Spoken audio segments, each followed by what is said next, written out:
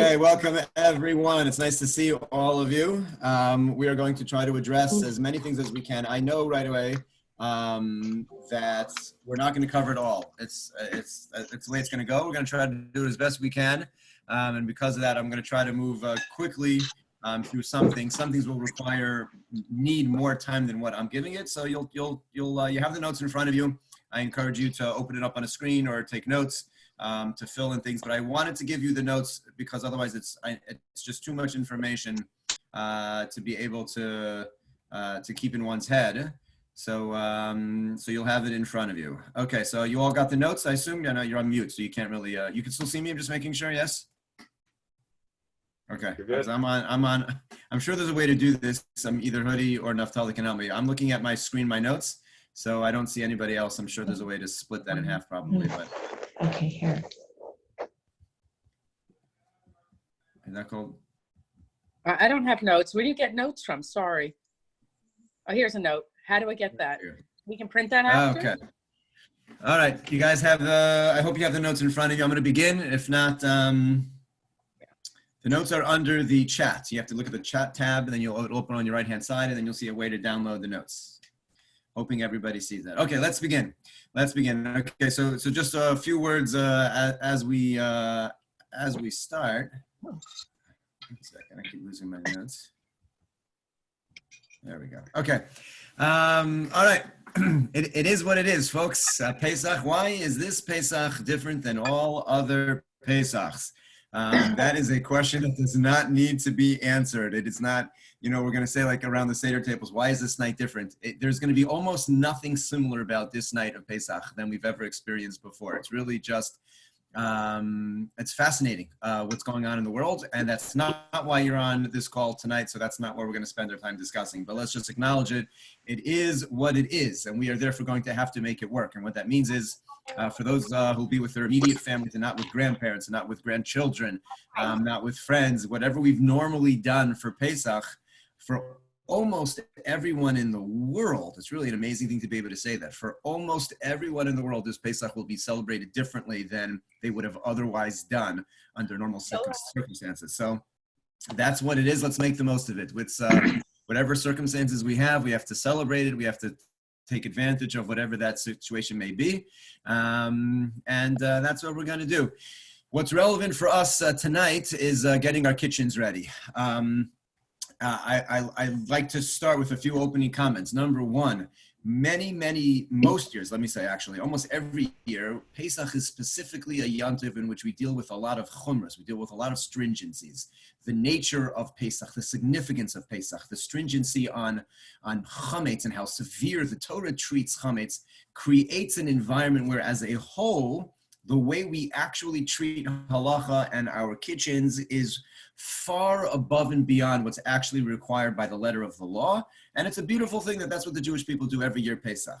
Not this year. This year, across the board, all of the Rabbanim are scaling back because of all of the needs and the just unique situation that we're in.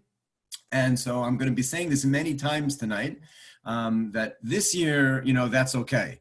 But on other years, not. And the reality is it's really okay, meaning we're going to do things that we sometimes otherwise wouldn't do.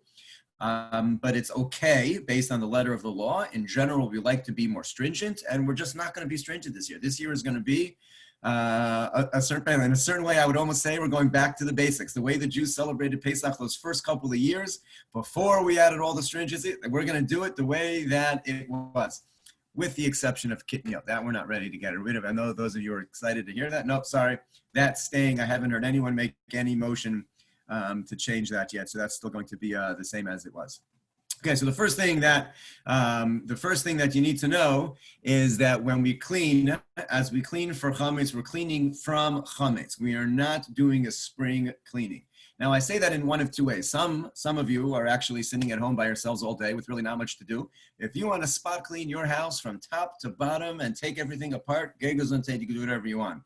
That is not required. Those of you who are struggling to keep your heads above water and maintain everything, The requirement is we're only worried about chametz. We are not doing a cleaning, which means it really shouldn't and doesn't need to take you significantly more than an hour or two. You're really just going through your home to Rabbi. ensure that you don't. Yes. Is somebody asking a question? No. Okay. You know, to make sure that you're not doing more than making sure you don't have you know, a half-eaten cookie lying around. Most of us do not have that in our homes. Otherwise, maybe if there's small children and it's more of a concern. You're not concerned about dust. You're not concerned about things that are inedible. We are going to be mevato. We are going to nullify everything that is is chametz. It is a basic cleaning. Please do not go crazy all years. This is not the year to make yourself crazy unless you're looking for something to do. That's totally fine. Moving on to tevilas kalim is a big issue that many people have asked about. The halacha is when you buy a new vessel, a new kli, if it's metal, if it is glass, it has to be immersed in a mikvah before it is used. That is a Torah mitzvah, which means that there's nothing we can do about it. It's not like we're scaling back certain stringencies. That's the halacha. That's what the Torah says. You're not allowed to use a new metal or glass vessel before immersing it. Immersing a vessel is simply not an option this year. Most of the mikvahs have closed. Even those that are open, most people are not comfortable going, and I would recommend not going. So what do you do? Especially if you haven't made Pesach in a long time or ever. Now you have all of these new Pesach vessels, and you're not allowed to use them until you've immersed them. So the rabbis have, meaning the contemporary Rabbanim in New York and elsewhere, have suggested one of the following two suggestions. The way that we get around the problem is simply if the Jew does not own it, if it's owned by a non-Jew, then it's not a problem. Meaning today you are, or under normal circumstances, if you would go and borrow your non-Jewish neighbor's vessel that they hadn't used before, so it's not, there's no non-kosher food in it. He bought a new vessel and you said, oh, I want to borrow that. You don't have to take that to a mikvah because it's not yours. You're just borrowing it from a non-Jew. So in essence, we're going to create that same scenario in our homes on new vessels that we've bought. There are two ways of doing that. One is you're going to sell it or gift it to a non-Jew. Now that would require that you're actually in contact with a non-Jew, which for some of you is doable and for some of us is not doable. If you have some non-Jewish help in the house, or you have a doorman who's not Jewish, so you could simply go downstairs or give it to your non-Jewish help. Ideally, if you could sell it to them, is even better. Have them give you $1, $2, $3, something small. You take the money, they take the object, they pick it up, they acquire it, and it becomes theirs. And then you say to them, would you mind if I borrowed that for a short while? And then you take it back, and now you can use it. It's not yours, and you're going to use it over the course of Pesach, and you're going to use it over the course of however many months you want until we can actually end this scenario that we're in, and you can bring it, you can reacquire it and take it to a mikvah. But you're going to either sell it or gift it to a non-Jew who's going to physically take possession of it. In the scenario that you don't have a non-Jew to do that with, so you can't, how am I supposed to give it to them? Then the Rabbanim have suggested a second option, which is hefker. Hefker means ownerless, and there are many aspects in halacha in which a Jew can make something ownerless. For example, that's actually what we do with our chametz every year. When we say the bittul chametz, we describe and declare any chametz which I know about or I don't know about, I don't want it, I declare it ownerless. And therefore, even if in your office or underneath your couch, you have a donut somewhere or a granola bar, whatever the case may be, you already declared it ownerless. It's not yours. So you're not in violation of the Torah's prohibition. We are going to use that principle with the new vessels that you purchase. And this is going to be relevant to anyone who does not have a non-Jew to sell your new vessels to. So what you're going to do is you're going to declare it hefker. But in order for that declaration to be valid, you can't declare something hefker if nobody knows about it or wants it or can get it. You have to basically do it in front of three people who are not related to you, who you are declaring in front of them, this is not mine and anybody can take it if they want it. So the way that the Rabbanim in New York have instructed us to teach all of our kehilas, all the Rabbanim around the world, what they're doing is you can have three people on a phone call, on a Zoom, on a FaceTime, whatever the case may be, but three people who you know are not related to you, and you're going to declare in front of them, I just want you all to know this pot is not mine. I declare it hefker. I declare it ownerless. And if anybody wants, it is free for the taking. And then, assuming nobody actually comes to your house to take it, after a few moments, you can take it, and this is important in terms of halachically working this through. You're going to take it and say, I'm using this. It's ownerless. I have every right to use it. I'm not taking it to acquire it as mine. I have every right to use an ownerless vessel like everybody else does. And anybody else who wants to come and take it, they also can. But meanwhile, nobody's taking it. I'm going to use it, and you're allowed to do so without then bringing it to the mikveh. Those are the two options. I hope what I said was clear. It is important that you note on the vessel, on a piece of tape on the bottom, unless you just have one thing that you can easily keep track of, when this ends, the situation that we're in, and it will, Mirz Hashem, end, then you're going to want to reacquire it and take it to the mikveh to fulfill the mitzvah of Tevilas Kalim. This is simply something that we use. Only in a year like this would really never be recommended. Otherwise, we would always tell people you have to go to the mikvah. We don't like you giving it to a non-Jew. We don't want you to make it hefker. We're only relying on this because it technically works, and we don't really have another option. Those are both options. If you do have any questions, I need to move on. Please email me or text me, and I'll be happy to go over any details of those two processes. But that's what we are doing with new vessels that you have purchased or will purchase moving forward. Parenthetically, there is one other option that if you haven't yet purchased the vessel, you can, when you buy it, have in mind, even though I'm paying for it, I'm not taking halachic possession of this item. And you could even do that at the time of purchase. But today that doesn't really work so well because everyone's buying online. You very rarely go to a store anyway, and everything is closing up. But technically, when you take possession, you can have that in mind as well, as far as getting around the problem of the tefillah, going to the mikvah.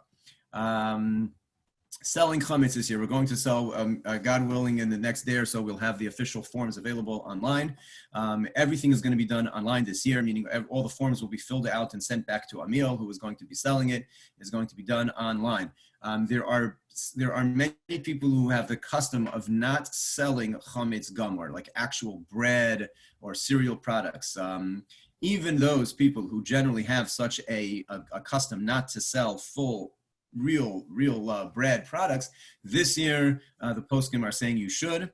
I, for example, generally do not sell my chametz gamor, but this year I will be. This is not the year to be getting rid of chametz or being stuck without anything in your house when Pesach is over. We just don't know what the situation is, and therefore you should sell and put away all of your chametz. The way that is done, as it is in all years, and this year applies no less in this regard, you should have a designated area, and you should put all of your chametz in that area, meaning it should not be that over the course of Pesach, you see or have easy access to the chametz that you are selling, simply because we're used to eating chametz all year, and if you see it, someone might forget and come to eat it. So it needs to be put away, and that applies both in your refrigerator or your freezer, as well as in your cabinet. You should have a designated area that is marked off. Doesn't mean that it's impossible to open. It just means that anybody who opens it, there's something there that reminds them, a piece of tape, a piece of paper that you cover things with, whatever it is that you feel appropriate. And that applies again in your refrigerator or in your freezer. If you have refrigerated things that you want to sell or you're not going to use over Pesach,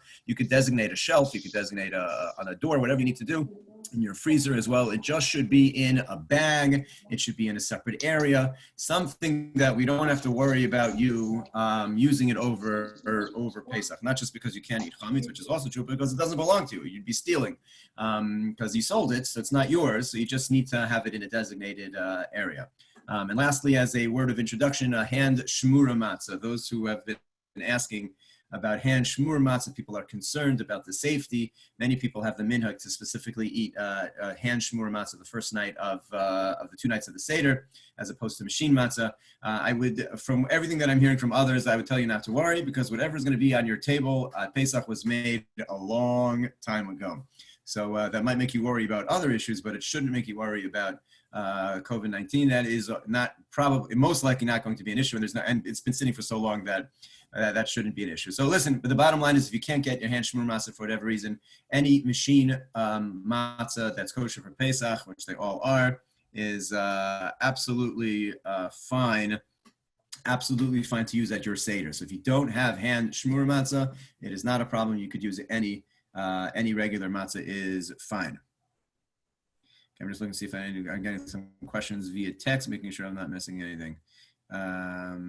Okay, moving forward. Okay, Getting our kitchen ready. There are many aspects involved, but it is not complicated. We're going to do this together. For those of you who are making Pesach either for the first time or for the first time in a very, very long time, this is doable. The Torah expected, believe it or not, I know this is like interesting. The Torah actually expected us to make Pesach in our own homes. I know that we're not supposed to go to hotels or to programs or to our in-laws. We were there. That was the plan, which means it's doable for all of us. It is manageable. It's not going to be terribly difficult. Let's go through it as best we can.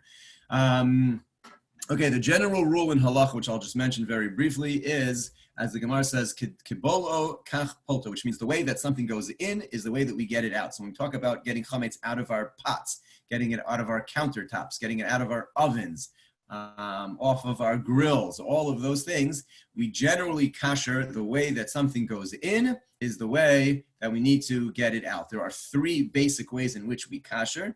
One is called hagala. Hagala is when we use boiling water. That would be when something went in with boiling water. Let's say you have a pot, chicken soup, so you make with knedlach. So your pot has used boiling water to get chametz into the walls of the pot, so to speak. So the way we're going to get it out is going to be with hagala or boiling water. And then there are two forms of libun, which means burning out, a lower level burning, which is called libun kal, which is hot enough that if you put a piece of paper up against it, the paper would begin to burn. And then libun gamor, which is when it gets red hot, or even with sparks. The difference between those two, for example, a self-cleaning oven is called libun gamor, or a blowtorch is called libun gamor. That is as hot as it gets, and that is complete.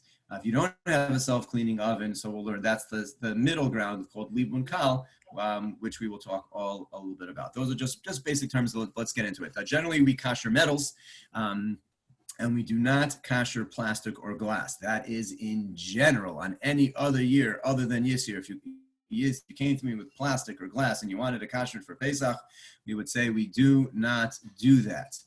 This year, we are lenient on plastics, and we are going to kasher plastics in situations in which that is needed. Will be a tremendous help. So, for example, your urn, your Keurig machine for coffee, microwave, dishwasher, all of those things, which under normal circumstances and normal years, I would say, you need to get yourself a new urn, you need a new microwave, you should not use any of those things. This year, and this year only, we are going to be lenient on that, and we're going to go through that as we go through, but that's just some words. Let's start with the easy things. Sorry, fridge. Sorry to interrupt, Rabbi. You said that this year we're going to be lenient for plastic. Does that mean we're also being lenient for glass, or you specifically left out glass? Like glass we're generally not for glass. There is one exception where we are lenient on glasses, but we're going to try. Even that, we're going to this year as best we can try not to have to rely on that. But let's go through. We'll get to that. You're talking about like drinking glasses. We're generally more stringent on that, or Ashkenazim not to kasher. We will get back to that. Okay, fridge, freezer. Let's start with the easy things. Fridge, freezer. You don't eat off of your fridge or your refrigerator or your freezer. You don't use any heat, and therefore the only thing you need to do is clean it. Now that cleaning it should not take you more than 3 to 4 minutes, because you're just cleaning it from chametz. You're just making sure. You don't need to make sure that any spill. You just need to clean it. Clean it out. It's pretty basic, and you're ready to go. There are many who have the minhag to line your refrigerator or the freezer that you'll be using with some type of liner, so that your Pesach food does not come into direct contact with the refrigerator or freezer that was used for chametz. That is a minhag. As long as you cleaned it well with a cleanser, it's technically okay. But there is a strong minhag. It's existed forever, as long as we've had refrigerators and freezers. But this year, the question is if you can get the material to clean it, to cover it, may or may not be possible. In a refrigerator or freezer, you need to poke holes in whatever it is that you're lining in order to allow the air to flow, in order to work. So ideally, if you have the ability, some type of liner to put down in your refrigerator, you should.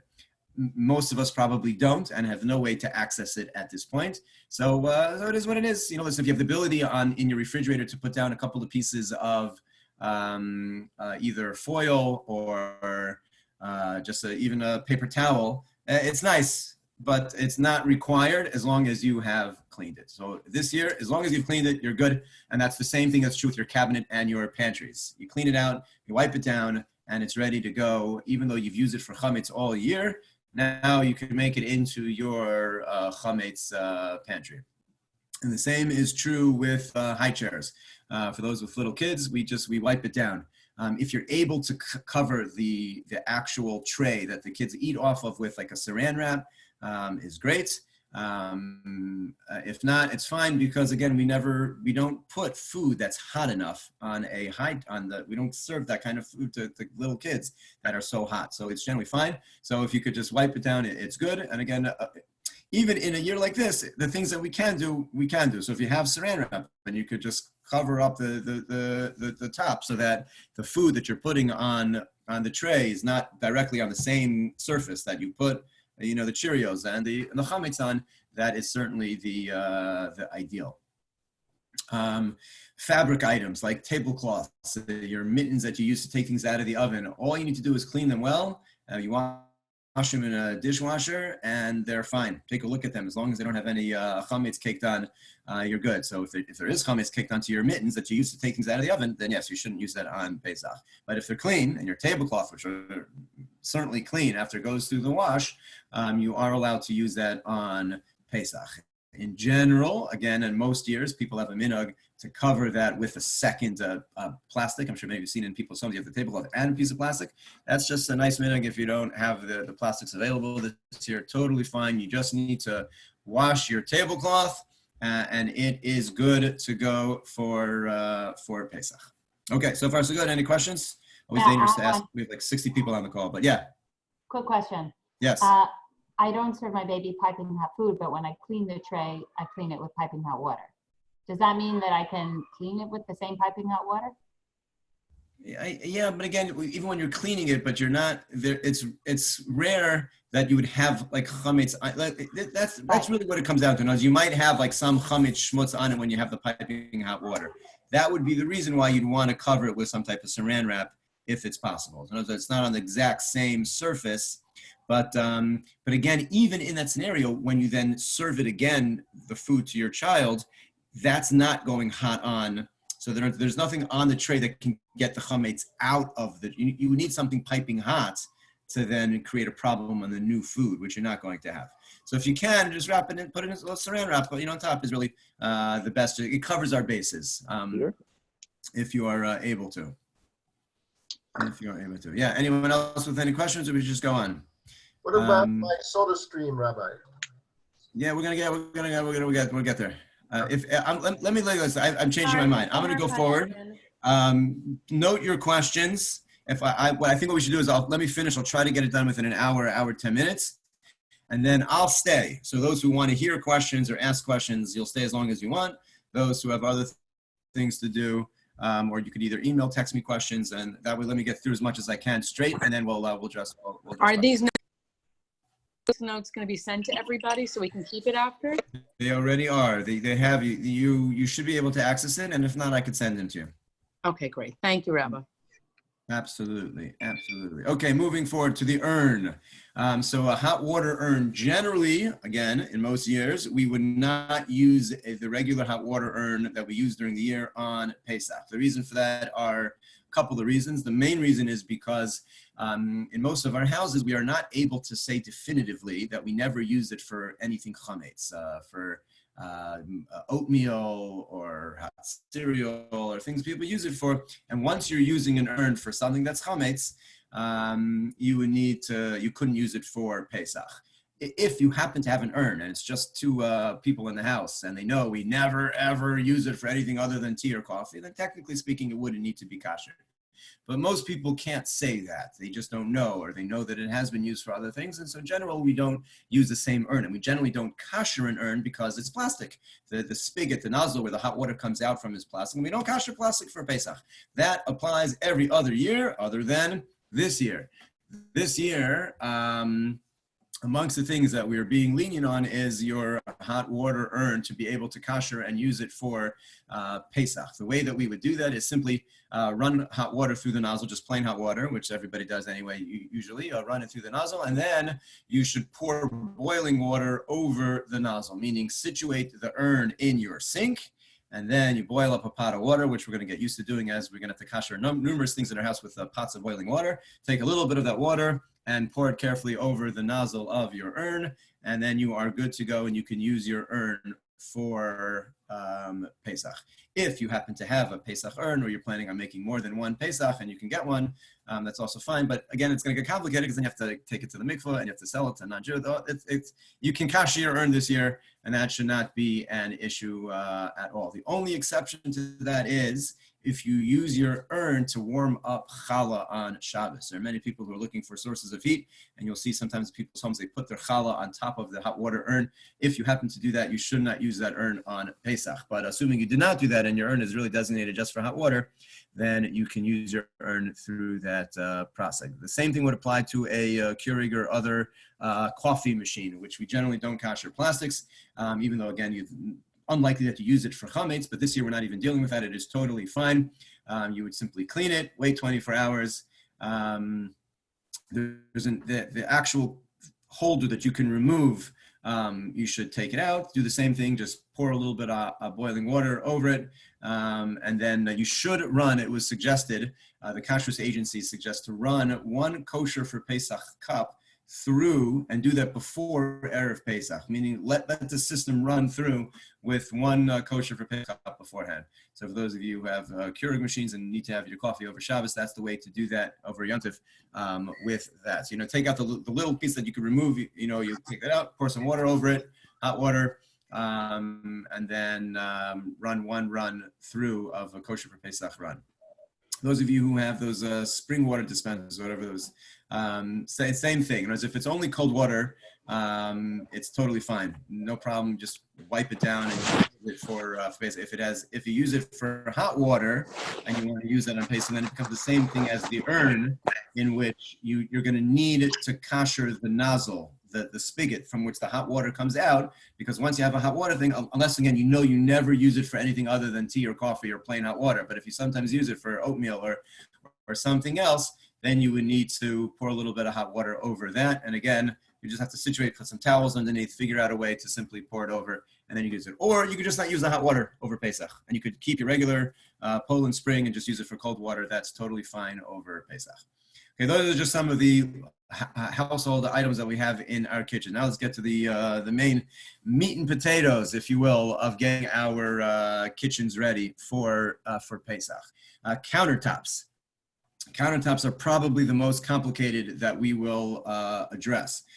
So there are two types of countertops: those which you can kasher and those which you cannot kasher. Sorry, we skipped the drinking cups. Oh, I'm sorry. Thank you. Sorry. No, thank you. Go back up a little bit.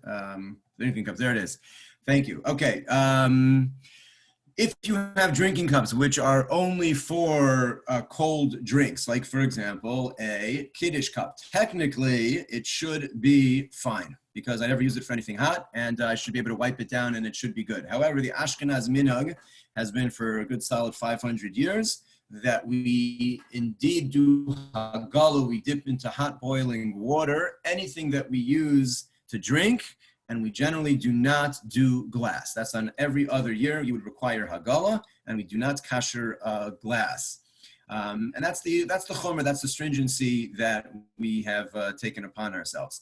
This year, I have not really heard, I will check about the glass. I have not yet heard that poskim have been lenient on kashering glass. I will get back to everybody if I find out otherwise. But as far as the Kiddush cup goes, that means that those of us who are going to be home and making Pesach, and we're not used to that, so you want to kasher your Kiddush cup, how do you kasher your Kiddush cup that you can use it? Since we have the stringency to kasher anything that we use on a chametz table, we want to kasher. So the way that you do that is very simple. You clean it. You wait 24 hours from the last time that you used it, which means that this year we have plenty of time because Pesach is Wednesday night. If you use your Kiddush cup on Shabbos, and then you boil up hot water in a pot. The pot that you use to boil your hot water should also not have been used for 24 hours. It can be any type of pot. It could be a meat pot, it could be a milk pot, it could be a Pesach pot. It does not matter. As long as you have not used the pot for 24 hours, bring the water to a boil, and drop in your Kiddush cups into however many you'd like to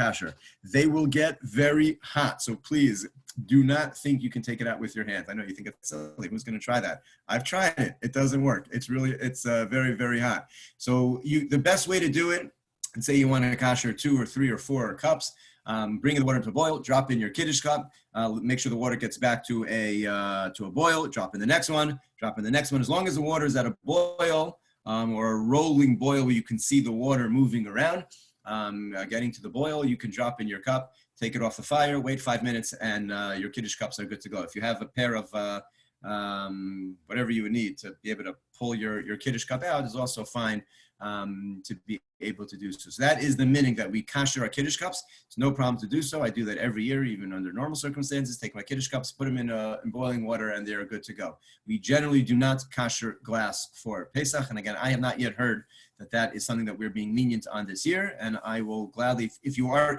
interested in that, at least send me a note so that I'll know who specifically to get back to as far as it goes. But I'll try to get it back to word to everybody as well as far as that goes. Okay. Countertops, back to our countertops. So there are 2 types of countertops. The type that we can kasher, granite, all type of quartz, or what's known as composite stone. All of those aspects can be kashered. For mica in general, we would not. This year, again, it's a form of a plastic coating. We don't, but this year we would. We will allow for mica to be kashered as well this year. However, ceramic tile, we do not kasher. So if you have a granite quartz or formica countertop, you can kasher it. The way that we kasher that is as follows. You get a couple of pots ready. The simple process is we're going to boil water and pour it over the countertops. The way that that's actually going to go is you're going to need several pots.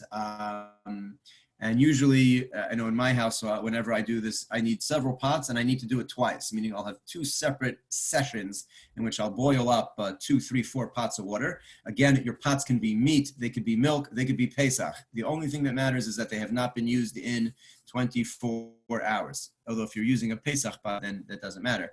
But if you're using a milk or meat pot from during the year, it has not been used in 24 hours. You boil up water, and then you pour it over all the area of your countertop. You really want, now this is the part that gets tricky because it's heavy and it's very hot.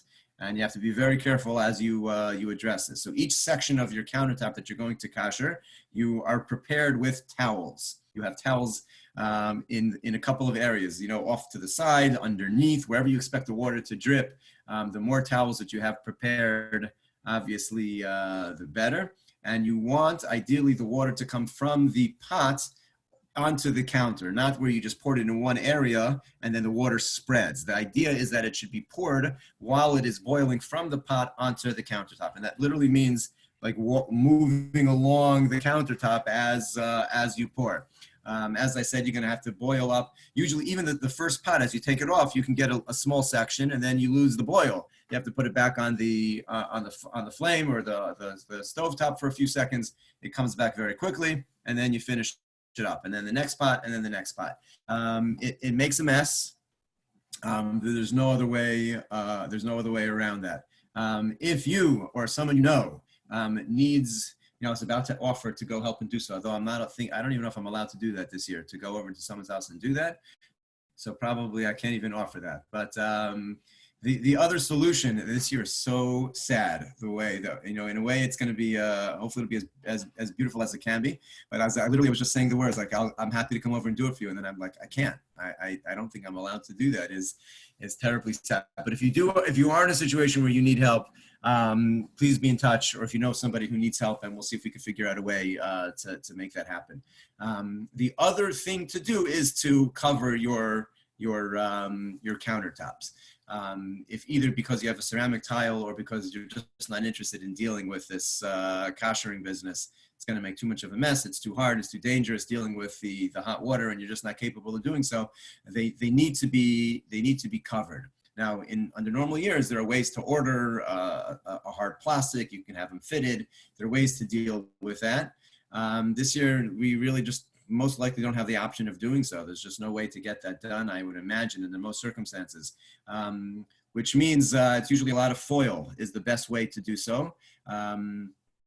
Or to create a workspace that you're going to use for Pesach. Meaning, if you're not going to kasher your countertops, so then you really can't prepare your Pesach food on countertops that haven't really been prepared. But as long as your food's not coming into contact with your countertops, you're fine. So one area in your kitchen you're going to have to designate as your Pesach area. Given the circumstances that we have this year, given the circumstances that we have this year, so it might be not so pretty, but it's going to work. You could take a box. I'm sure everybody's getting 1,000 Amazon deliveries. You could take a box and you could open it up and tape it down so that you have a workspace. You can use tinfoil, whatever it is that you need to create a space so that your countertops are not exposed to the food that you're using. You could even put towels down. Let's say you want to just get yourself a Pesach, like a cutting board, and that's going to be your workspace. So you can put a towel down, and then on top of the towel, you put your cutting board, and that's where you do all your Pesach prep. So but one thing or the other, one form has to be used either to kasher or to cover the countertops, because the countertops, that's where all the chametz is used all year round, and we can't have our Pesach food on that without being able to do so. Someone asked me about wood. I'm going to double check. I'm pretty sure that the wood needs to be covered. I'm going to check. I saw that, and there's so many things that I've read over the last couple of days. I get all confused. I'm going to look into the wood tables, whether they can be kashered or whether or not they need to be covered. I will get back to that question. Moving along, dishwashers. Okay, someone's asking me about using a steamer. A steamer is technically, if those who are not familiar with that, there is such a thing, steamers, and the steam comes out and you can use the steamer to kasher. Technically speaking, that works. I say technically because it is nearly impossible practically to get it hot enough. In other words, if you just put the steamer against the countertop for a second, or even 3 seconds, the countertop is not hot.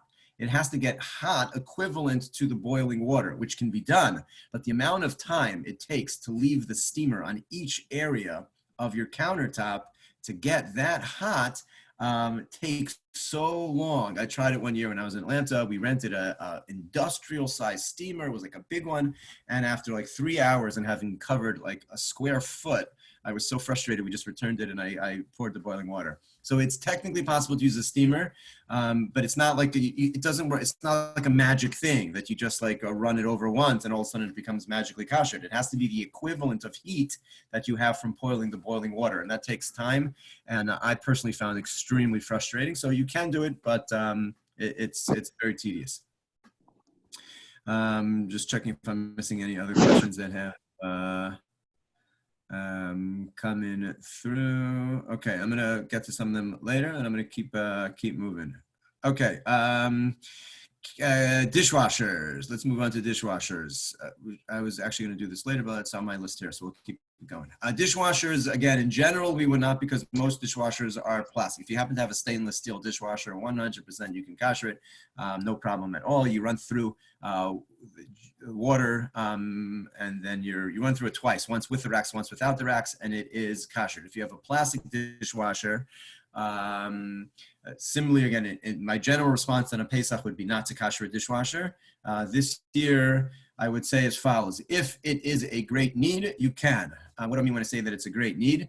Meaning, if you don't have Pesach dishes and you're using plastic or something disposable anyway, so then it's obviously, for a few pots and pans, it's very hard to kasher. Let me take a step back. It's hard to kasher a dishwasher because it has to be cleaned well. And by cleaning well, it means specifically in the area of the drain. You have to spend time looking through it to make sure that it's actually clean before you kasher it. And it's relying on kashering plastic. So, everything else that we need to prepare for Pesach, we're being lenient this year. How much do we need a dishwasher? Okay, listen, if you're the one doing the dishes, you say, I need it a lot. I understand. And depending on, but most of us are going to be having relatively small meals. It's going to be our immediate family. So, but if you have Pesach dishes, and it will make a big difference over Chol Hamoed to be able to have your dishwasher, you can kasher a dishwasher over this particular year, even if it is plastic. Again, that is unique to this year. The way that we kasher, again, you clean it well, and then you run the cycle twice, once with the racks, once without the racks, and it is kasher. Ovens, obviously, we could have started with this. The most practical out of all of our discussions are going to be the ovens. There are two types of ovens. We have ovens with self-cleaning modes and ovens without self-cleaning modes. If you have a self-cleaning oven, you are good. All you do is you push self-clean, you read a book for 6 hours, and your oven is kosher for Pesach by the time you come back. You don't even have to wait 24 hours if you have a self-cleaning oven, because the self-cleaning oven gets so hot that is the highest form of libun, of burning out, and it burns anything out that's inside, and your oven is ready to go. If you have a non-self-cleaning oven, then you have 3 steps in order to kosher your oven. Number 1, you have to clean it. Now, that doesn't mean wiping down the black discoloration that you have in your oven. As long as it's basically flush with the oven, it's like a cake. That's not chametz anymore. That's fine. But you have to clean it from the schmutz. Sometimes an oven has schmutz that's actually tangible. You could see it. It's there. It has to be clean. And then you have to wait 24 hours. And then after you've waited 24 hours after cleaning your oven, you're going to turn on the oven to its highest heat setting for about 60 minutes. The highest heat setting should be between 500 and 550 degrees. And some ovens that's actually on the broil setting will get it to be at the hottest possible. And you'll do that for 60 minutes. I did see in one of the kashrus agencies says you should do that actually once on the highest setting that the oven goes, and then a second time on the highest broil setting, each one for about 60 minutes. So I would recommend doing that. So if you have, again, a self-cleaning oven, you just self-clean it and it's ready to go. If it's a non-self-cleaning oven, 3 steps: clean, wait 24 hours, and then set it on its highest heat. And again, I'd recommend doing it twice, for an hour on the highest heat on the normal setting, and then an hour for the highest heat on the broil setting. Leave the racks in, and your oven after that is going to be ready to go for Pesach. Rabbi? Yes. You can hear me? Yes. Okay. My self-cleaning oven, I wrote this in the chat window, I don't know if you saw it, warns not to leave the racks inside. I hear. If I can't tell you what to do about that, other than your racks will not be kosher for Pesach. So I'm not really sure how that's going to help you. What are they afraid of? It's going to ruin the racks? Yeah, and they don't slide anymore.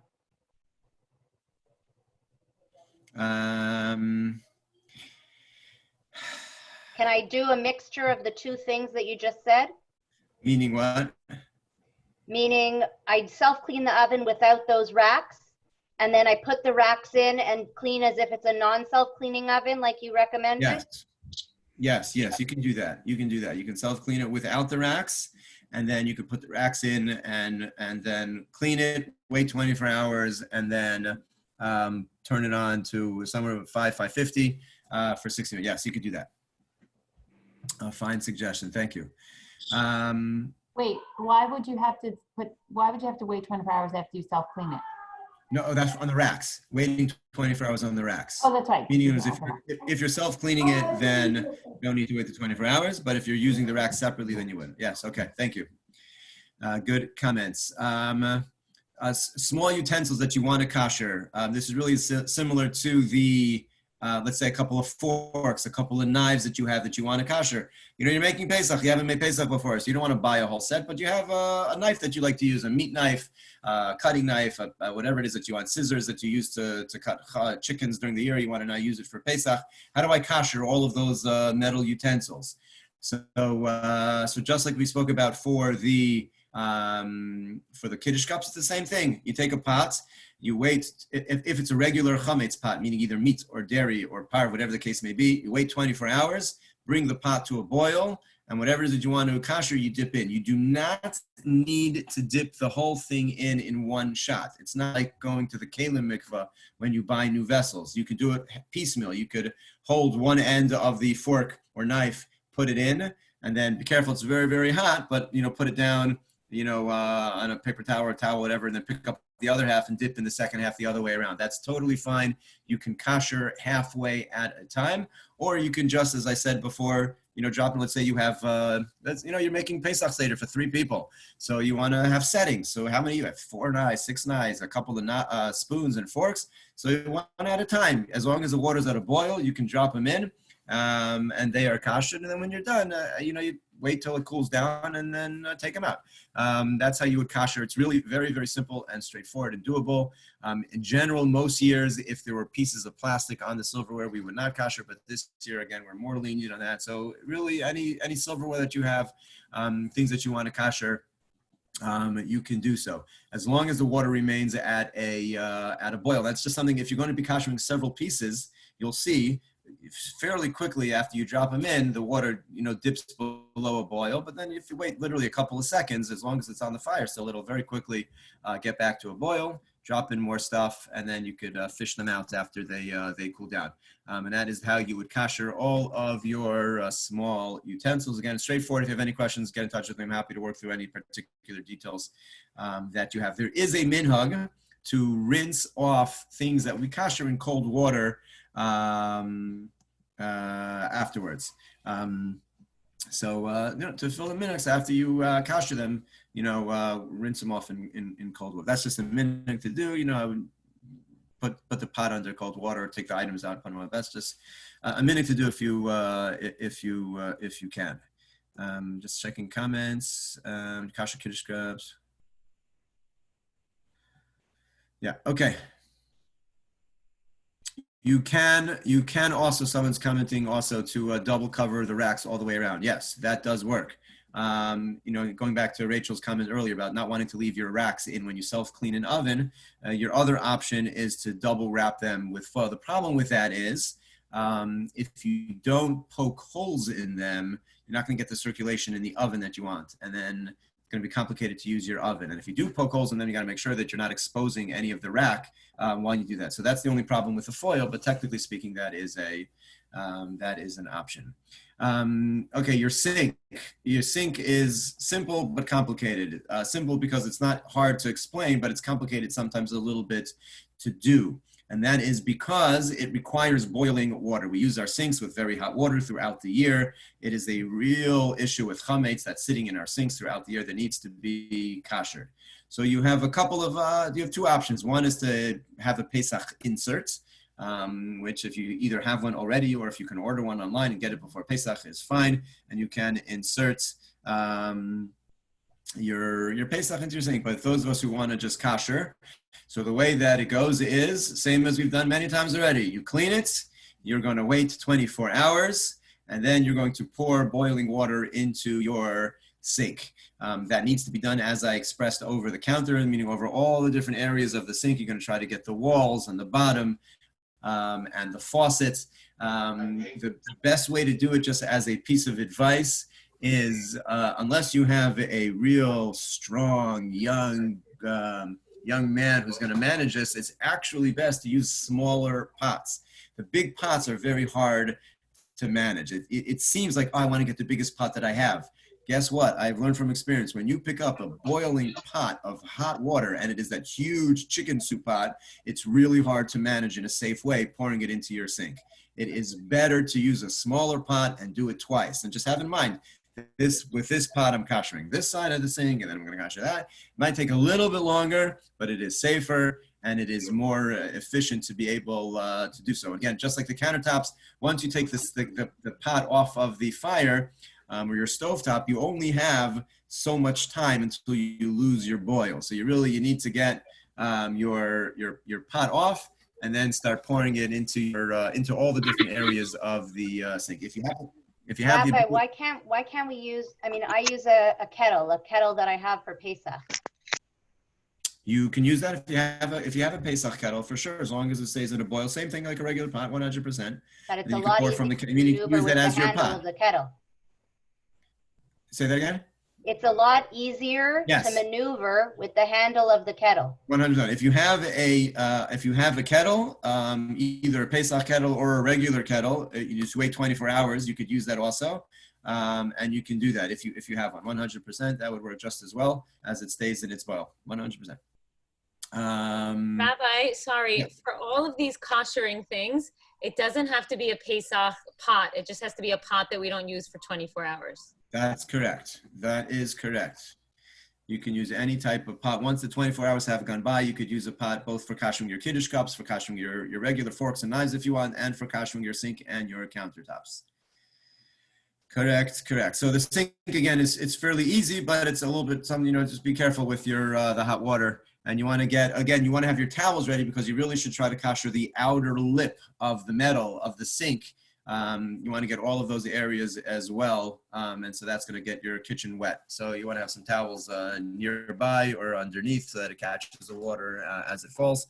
And when you're doing those outside lips, watch your toes. Make sure you're not pouring water in a way that you're going to be pouring it on your feet. And you're laughing now, but you'll thank me later. Okay, then we get to to our stovetops. Let's move along to our stovetops. There are 3 different types of stovetops. You have your, I say this with such nostalgia for the United States of America, where everywhere I lived, all we had was gas stovetops. That's what I grew up with. That's what we had. We used to love it, but I just don't have that here. But if you're so privileged to have a gas stovetop here, that's option number 1. We have your electric stovetop, and then you have your glass stovetop. The process is going to be, they need to be cleaned well. If you have a gas stovetop, so then the basic process is you don't have to go through the waiting the 24 hours because you're basically burning it off with actual fire. You're simply going to turn it on, wait about 10 minutes while the fires are just on the highest setting that they can go, and your stovetop is kosher. If you have, however, an electric stovetop or a glass stovetop, then it's a little bit different. We're going to wait 24 hours. Like we always do, since we're not actually using the same fire. Then we're just going to turn it up to its max setting, turning it on high, whether it's electric, whether it's glass, and then those areas that become red hot will stay that way for 20, 30 minutes, you leave it on, and then that area is kosher. The problem is, in all 3 of these versions, yes, the burners have to be burnt on top. The grills on the top of the gas cooktop have to, I assume you mean the tripods where the pots sit, have to be on there when you turn them on. Yes, that's the part that we're koshering. Your other option, though, with the tripod, the metal tripods of a gas range, you can put them in your oven when you kosher the oven. But that will, for those who are interested in the appearance of the tripods, they will certainly not look the same when they come out of a self-cleaning oven from before. But either case, back to our electric or our glass top of stovetops. You're going to turn them on, and that area is kosher. The problem is, and really on all of these scenarios, the areas in between are not kosher. The area in between the actual range where you put your pots is not koshered, and it remains not kosher for Pesach. And there's really no way to kosher that area. So whatever type of stovetop that you have, you need to cover the areas in between with a foil so that you don't end up putting down your Pesach pot on, which is hot, on a stovetop, which is really not kosher for Pesach. So you're as best as you can covering the area on your stovetop. In the case of an electric burner or a gas burner, like basically cutting out an area where the burner will be. You don't want to have that covered by your foil. That you koshered. You turn that on, but you should put it. It's really not so bad. Do it every year. You're basically putting 2, maybe 3 rows of foil. One not on top, not stacking them, but one after another. Basically, will cover your whole thing, and you cut out the area. You cut out the area where the pots go. It's best to do it when the oven's not on and the stovetop is not on, so you don't have to worry about it. You measure it out, you feel it out, you cut it out, and you are basically ready to go. And your stovetop has been koshered. You turned it on, and then the areas in between, you want to avoid putting your pots down on. Sorry, Yeah. can you repeat that for a second? I lost you with the double foil. Meaning not the double of the foil. You just want the area in between where the pots go is not considered a kosher for Pesach. There's no way to kosher that. You can't pour water there because it's going to flood your system. The poskim don't really like that type of metal, and the fact that the hot pots are going down directly on it during the year and food spills. The pouring with boiling water doesn't really work. So we're going to kosher where the burners are, whether it's electric or glass the fires, that area will be kosher. But the area in between, we don't want to. So we want to just cover it. Now, again, most of the times we don't generally, although it's not true. And if you're only cooking one pot, that's what happens. Now, during a regular year, you'll move your pots all over the place. But that is not, it's not kosher for Pesach. So we don't want you moving your Pesach pots all over your burner. So we want to cover it with foil so that you remember when you're finished, whatever you're cooking, you put it down either on the foil or you're putting it down on the rest of the counter, but not in between the areas which are very difficult, if not impossible, to actually kosher for Pesach. So that's just running a foil. You can't pour boiling water. It just doesn't work. The poskim do not allow the boiling water on top of the glass stovetops. That's the complication with it. It is. I know that it's a complication. If you don't want to use foil, I don't know what else to. That's what I have used in the past. So I'm not sure what. I'm sure there's some other things that can be used if anyone has any suggestions for covering that. But that is what I have seen suggested generally for your stovetop. If you have any specific issues or a specific nature of a stovetop, for sure, send me a message and we'll try to work it through as best we can.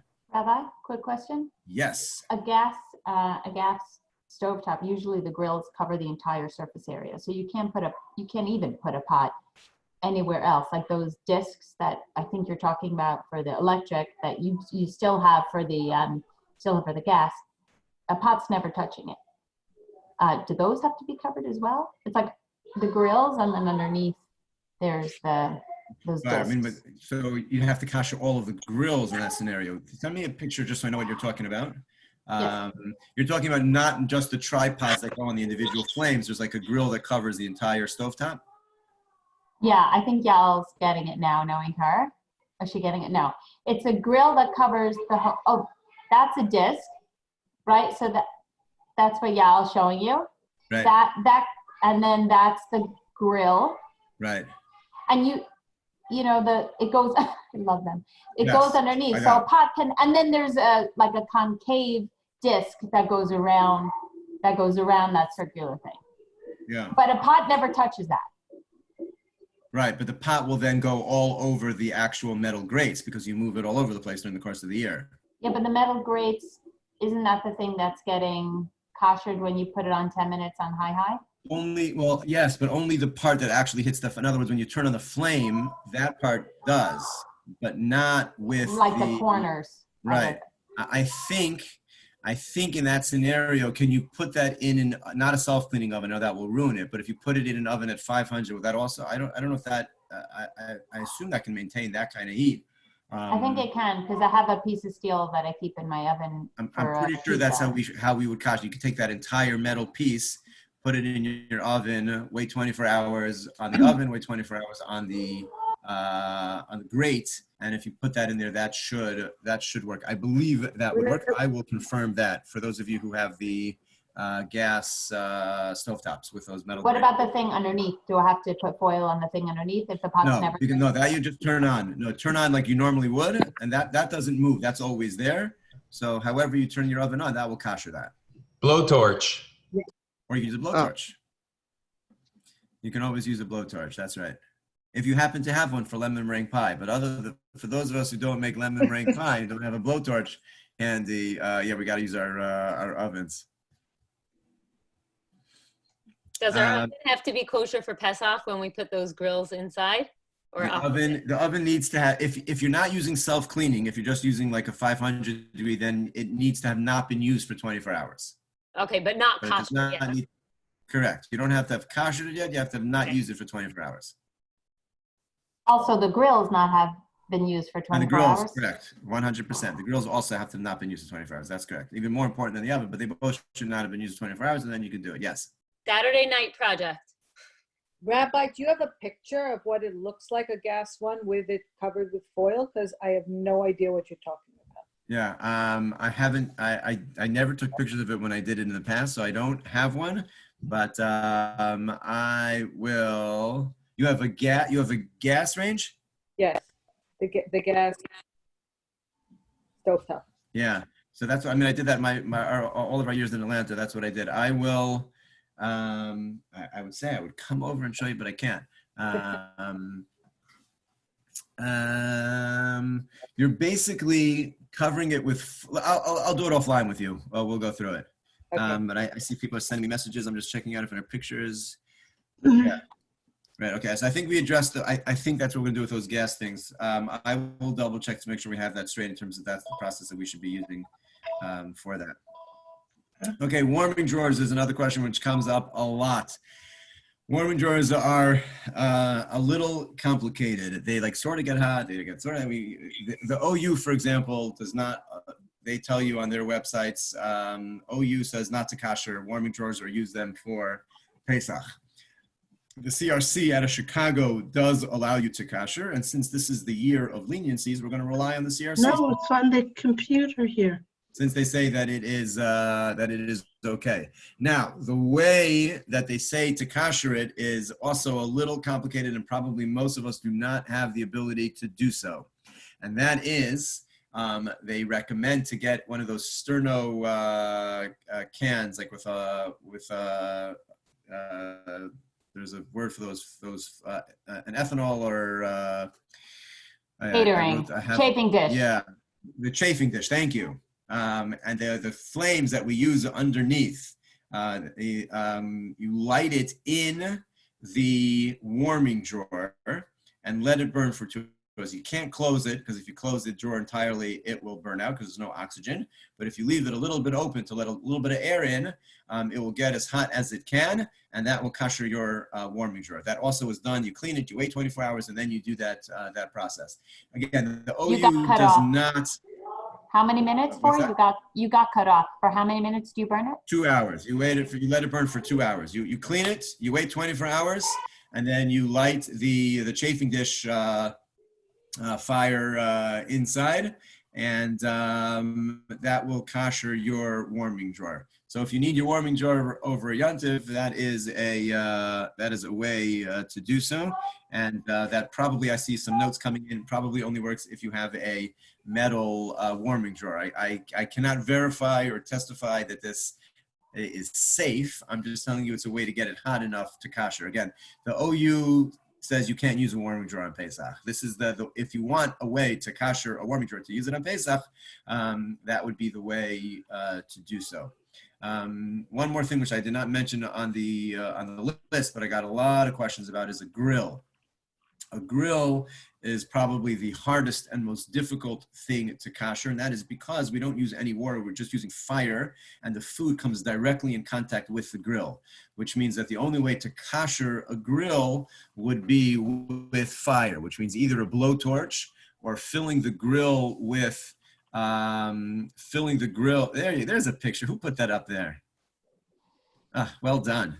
That is a full-fledged kitchen covered with foil. Yeah, Yair did. With the grates underneath. That is the ideal way to do it because the areas in between are not really kosherable. Technically speaking, just for those of you who are seeing that picture, I assume you're all seeing it like I am. If you did not do that, you can't put the pot down anywhere on your oven other than on your grates, which we're going to kosher by turning on, your fire to kosher the grates, which you'll just turn on the fire for 10 minutes so you can use your grates. But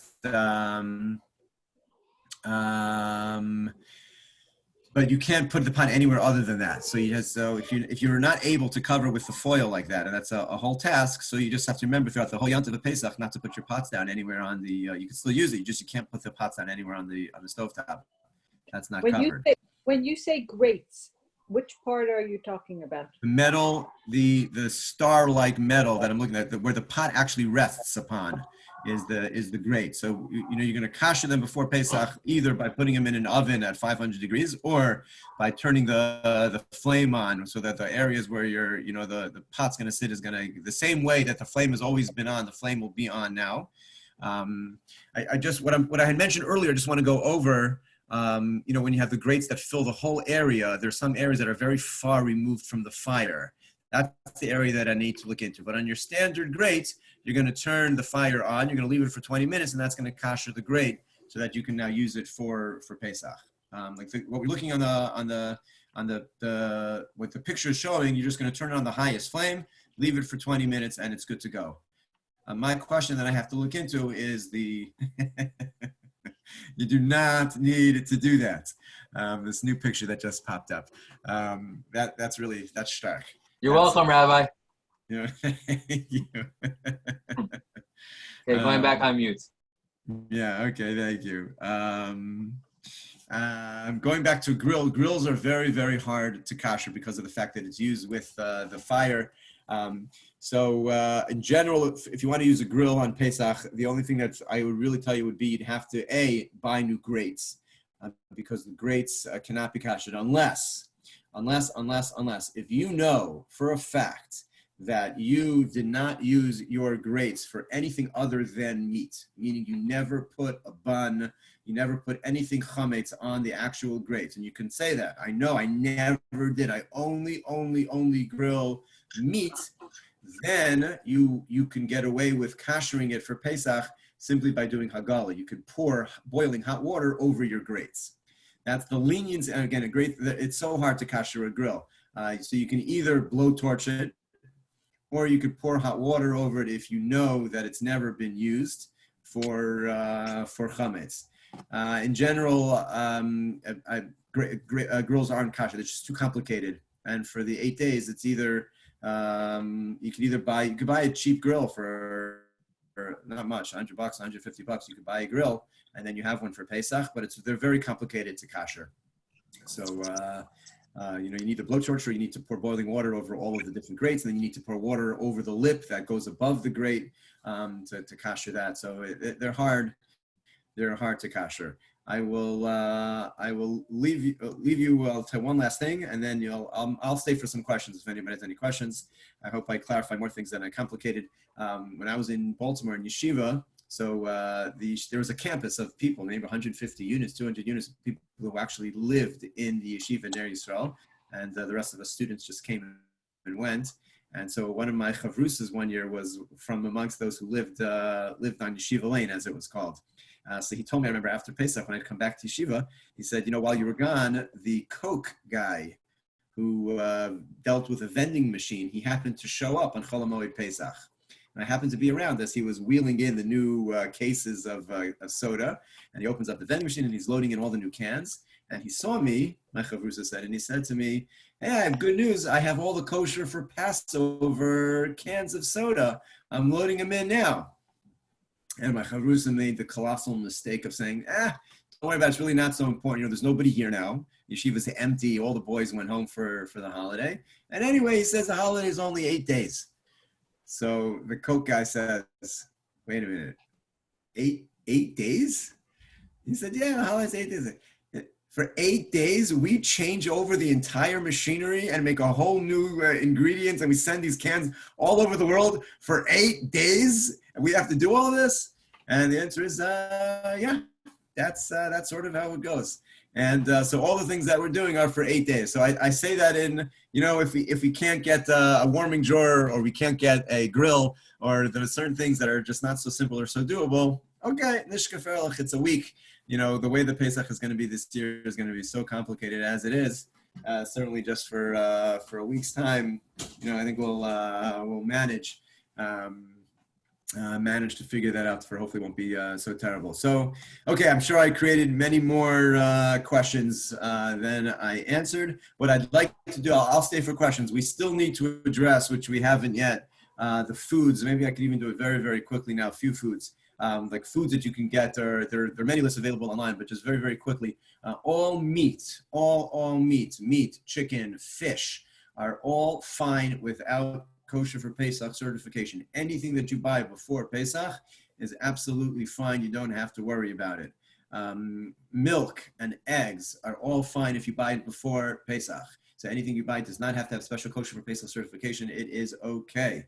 Frozen fruit is also okay if you buy it, as long as it is just the frozen fruit. The issue that we're concerned with is citric acid.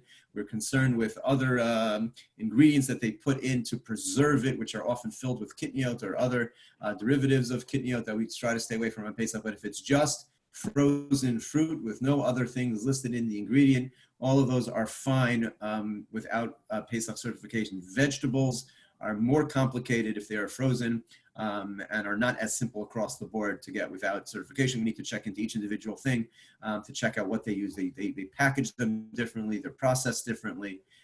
So frozen fruit is fine. Vegetables, we'll have to take them on a case-by-case basis as it comes up. There are many products which do not need kosher or Pesach certification. You can look on the OU website.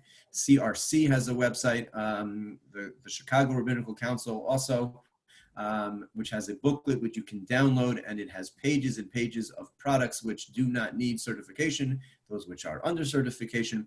That is all available, and if you do have any particular questions, you could certainly send them to me, and I will try to look into all of them as best as I can. Okay, 9:15, just about on the dot. So those who want to go do something else, you're welcome to. I will stay and try to answer a couple of other questions that have come up over the course of our discussion tonight. I thank you all for joining. I hope, again, this was more clarifying than complicating. And let's take one. Edie, I see you have a question. Yes. Yes, could you clarify about the microwave? Microwave, yes. Oh, I'm sorry. I don't think I finished that. Thank you. Thank you. A microwave. So again, microwaves are made out of a plastic that in generally would not kosher for Pesach. This year again, we are being more lenient and koshering plastic for Pesach. Now, what that means, the way that you kosher a microwave, if you feel you need the microwave for Pesach, again, whenever we're talking about plastics, so most years we're stringent. So this year, if you're in a situation where you don't need the microwave, so it's totally fine. But if it's going to make a big difference in your life, so then you're allowed to kosher a microwave on Pesach. This year. The way that you would do so is you would clean it well, which is sometimes very hard to do with the microwave. Clean it well, and then you would wait 24 hours. 24 hours after you clean it, and then you will boil water in it twice. You're going to fill up a bowl with water, a microwavable bowl with water, and you're going to turn it on for 10 minutes to boil out the water, and you need to do it twice, and the second time needs to be in a separate space than the first time, so that the space that was covered by the bowl the first time you boiled it out is now exposed to the steam that's going to come out the second time. That's how you're going to kosher the microwave. So again, you're going to clean it, wait 24 hours, and then boil out the water for 10 minutes in a microwavable bowl twice in two different areas of the microwave. Someone is sending a note that I see here. If there's a glass plate, Yeah, is that game over? You should remove the glass plate and use something else over Pesach. We do not use that glass plate since we try not to kosher glass on Pesach. So you would remove the glass plate and then just use the microwave without the glass plate over the week of Pesach is fine, or use some other type of plate. I see a note that somebody said that the IGA Cavendish meat guy said that it was not kosher for Pesach. That is news to me. Almost all the kashrus agencies say across the board. So I don't know what they're doing there that's different. So I can't speak about that. But in general, that should be. I'm not familiar with a meat issue at Cavendish that you couldn't use that for Pesach. I'm seeing another question: a box of dishes that was bought, never toiveled. You can sell them for Pesach. You can't do that. Let me just go. I'll use it as an example. Someone said they can sell their dishes with their chametz and then use them over Pesach. They're trying to avoid the toveling issue. The reason why you can't do that is because you need permission from the Naju to use your dishes. In other words, if you sell it to your cleaning help or to your doorman, and then you say, I'd like to borrow the dishes that are yours, so you're allowed to do that. But if you sold your dishes with Amiel or whoever you sell your chametz with, the non-Jew now owns your dishes. If you use it and you don't ask him for permission to use your dishes, you're stealing his dishes. So that's why that wouldn't work, just to sell your dishes with your chametz, because then you don't have any permission to use it. But if you can somehow work that out with whoever's selling it to you, as you're saying with a meal, and you say, hey, I'm selling dishes, and can you ask the non-Jew who you're selling it to and mention to him that included in all of these stacks of papers is a set of new dishes, and I'd like to use it, then yes, you can do that as well.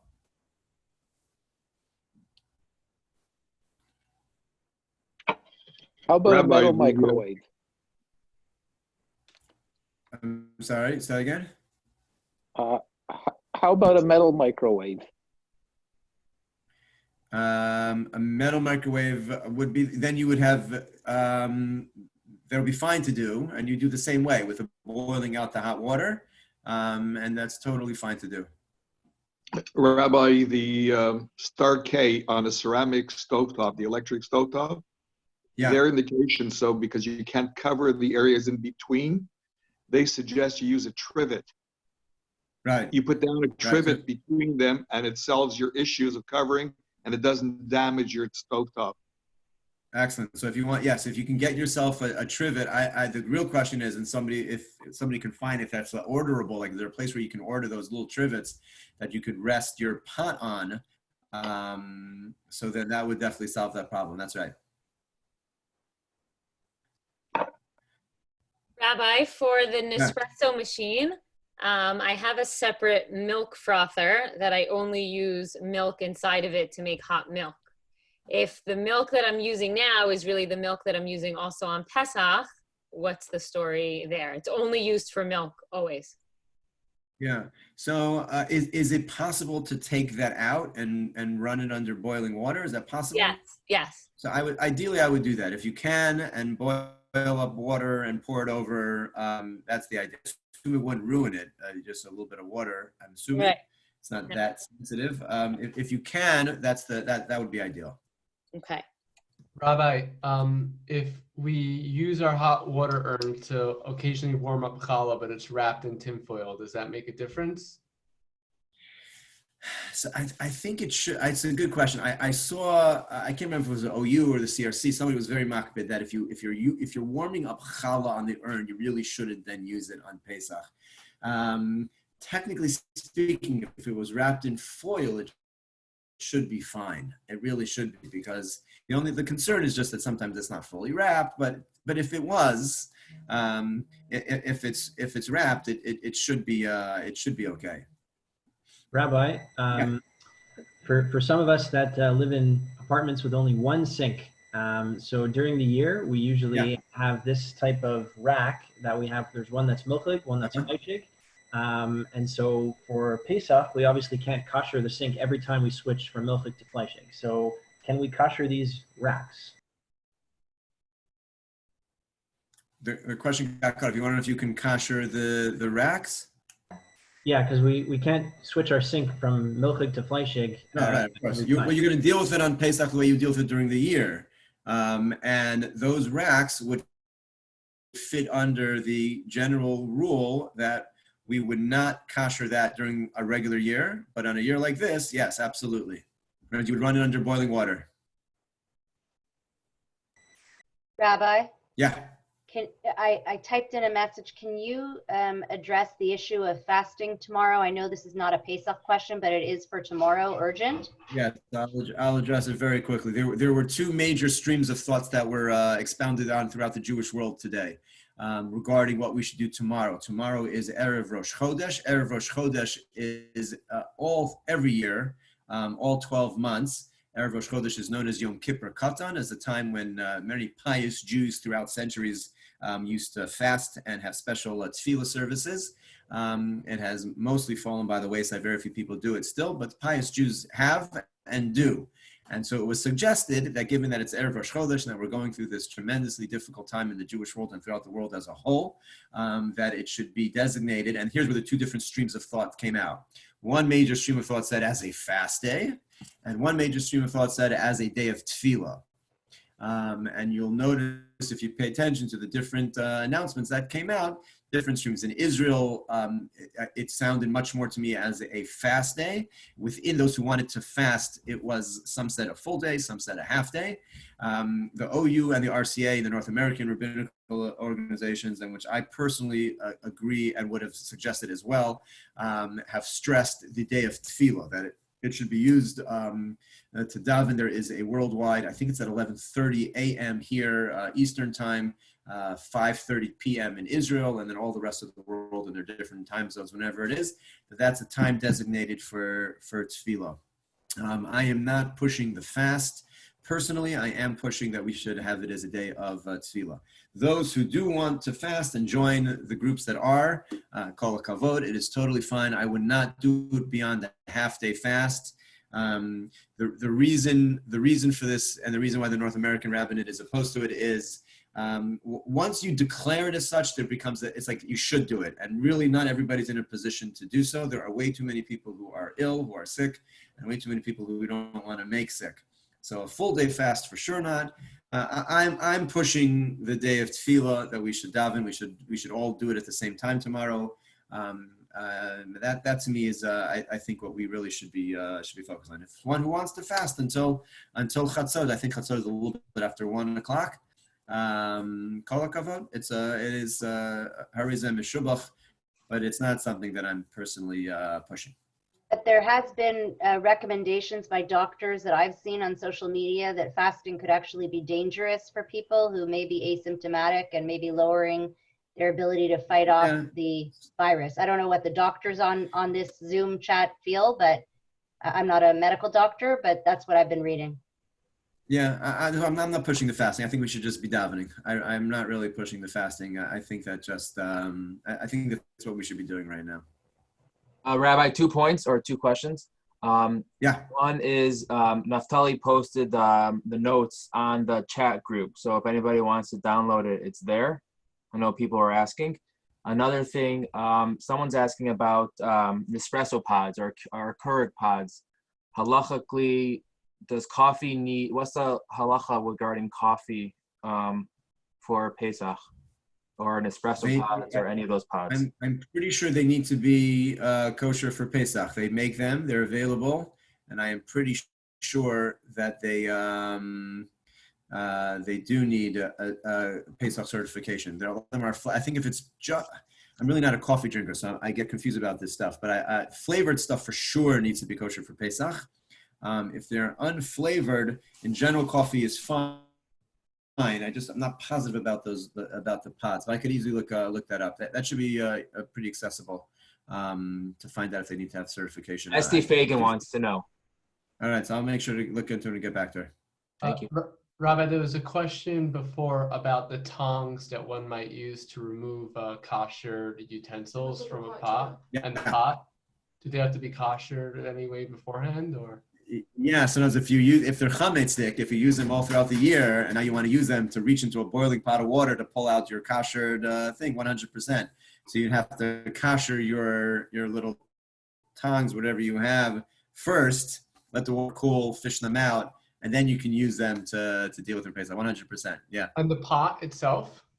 The pot itself, again, as long as the pot has not been used for 24 hours, you can use a meat pot or a milk pot. It could be chametz, it could be Pesach, it doesn't matter. That's fine. And how long does it have to stay? How long what? How long does it have to stay in the boiling pot? Oh, instantaneously. It doesn't have to stay very long at all.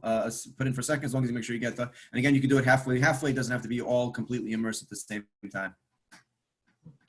Rabbi, can we put dairy and meat utensils in that boiling pot at the same time? Yes, good question. Yes, you can. As long as the utensils which you're koshering have not been used in 24 hours, which they should not be, then you can kosh them together. You can kosher meat and dairy together. And you remind me of one other important point, which is, in general, throughout the year, this is not just like this year, Corona year. In general, we don't change utensils from meat to dairy. Once you have a dairy utensil, you can't change your mind and say, I want to make it meat. We were very opposed to that because it would be a mess in our kitchens if we did that. The one exception to that is on Erev Pesach. On Erev Pesach, if you had a certain utensil that you want, it's always been meat, and you want to make it milk, you can kosher it for Pesach. And then once it's kosher for Pesach, that becomes your just pass go. Do whatever you want with it now. Utensils. So if there are things that you want to change flavors on, you are allowed to do so on Erev Pesach. Now is the time to do so. And you can kosher, and answer your question, you can kosher both meat and milk things together and get them ready for Pesach, because it is the one time a year we consider it a clean slate, literally a clean slate, is the Erev Pesach koshering that you do, and then you can do with it whatever you want. Is that only for metal though? As opposed to dishes? Again, dishes. What are the dishes made out of? Regular I think, normal dishes. But I And know my mother had a set from years and years ago. They wouldn't let us switch it from milky Yeah, to well, we fleshy. don't kosher China. Most of those things we don't kosher. China Most of dishes. them- I don't know if you can switch them. Yeah, we don't kosher those for Pesach. I mean, we very rarely kosher Can you switch dishes. them? So, Can you if you don't switch have them? your Pesach dishes, you're going to be buying, paper or plastic to use over Yantiv. Someone brought in, someone mentioned the Pesach that came out from Israel about Zoom for Pesach. I don't know if the rabbi saw that Pesach that came out. I didn't see it from Israel. I know Rav Schechter spoke about that. Okay. They want to use it for the Seder. I have a friend that commented about it. I put his notes in the chat, but I wanted to know if the rabbi has. The only thing that I've seen here in North America has been so far that in a situation where a person is we're so concerned about a person being alone that we're afraid of their physical safety, that they're going to harm themselves. So then, yes, you should call to check in on them. You should have them on Zoom over Yantiv. That really is an extreme case. That's not just a case of somebody who's like really, really sad that they can't be with their family. They're going to be fine. They're just sad. That's like we're afraid that they're going to hurt themselves. So I'm not familiar with this Pesach on Zoom. So we'll see. And those kinds of things, we have 2 weeks still from tomorrow night until Pesach. Every 24 hours over the last week, I would say, has really brought a new reality to the world. I don't remember ever living in a period of my life where I could say that literally every 24 hours that goes by is you're just almost like waiting to see. I'm sure you all had the experience that I had over Shabbos. Shabbos was in a way like it was so special to unplug. It was amazing to not be bombarded with the information.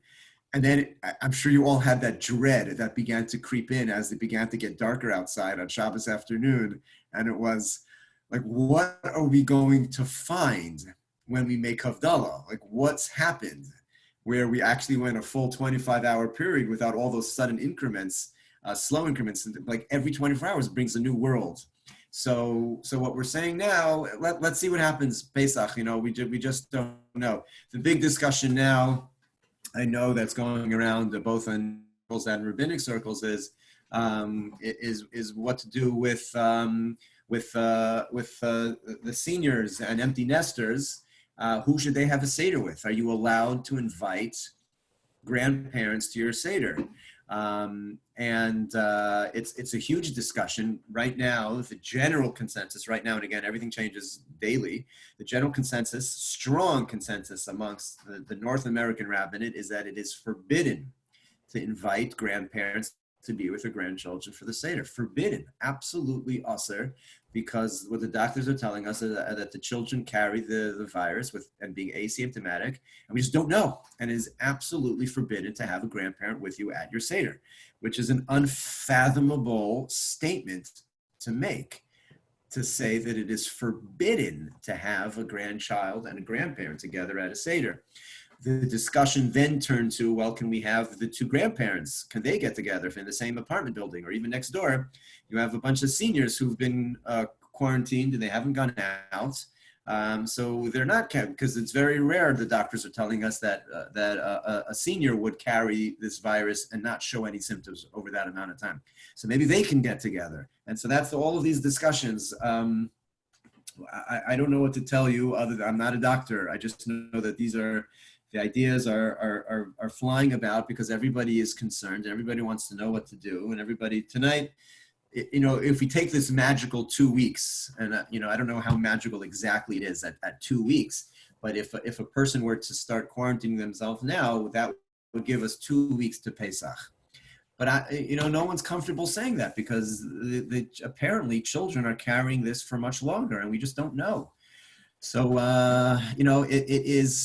it is a frightening thought that the statements are coming out of not just anybody's mouth, but rabbis' mouths, in which they're saying you are not allowed to invite Bubby and Zaidi to your Seder. You're not allowed to. You're endangering their health. It's crazy. It's crazy that is what we were saying. What should I tell you?